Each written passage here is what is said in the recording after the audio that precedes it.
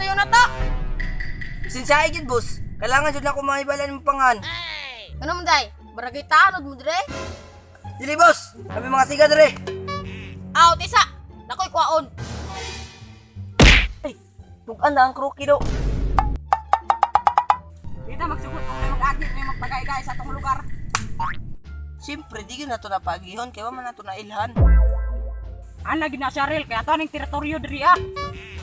Nasaan mo tani ron niya oy? Pura tagtanod. Ay na si kalampag ba? Dapat kita igahi diri, dapat kabalot kung kisay mga pangalan sa musulod diri.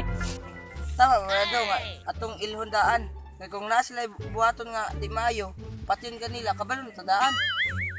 Ba't yun naman inoon tani mo? Ay dili ba, bas hindi mangita sila gubot diri sa atua. Diri palandaan, kabalo ta kung kinsa sila. Tama gyud. Kani atong pagkagay, atong gamiton sa atong barangay para mahimong malinawon.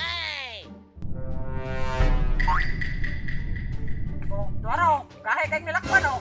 Oren, ikaw bahala na kung kinsay pangalan niya. O sige, ako bahala na. Bisik. Sige, sige. Oh, Tuyo na ta. sinsay gid boss. Kailangan jud na ko mahibalan mo pangan. Ano mo day? Baragay tanod mo dire? Dili boss, kami mga siga dire. Aw, tisa. Nakoy kwaon. Ay, tug-an na ang kroki do. Pastilan! Bisag pa! Boss, isa pa ako.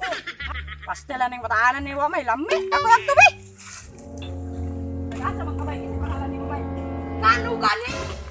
Tuganan lagi kasi pangalan lagi! Inangano? Este! Nga, di man yung ka magtugan sa pangalan. Gusto yung ka makulatahan? Ngano gani? Ah, di dyan ka magtugan ha? Inanglan pag yun kulatahon bata para mutugan sa pangalan. Bala ka day!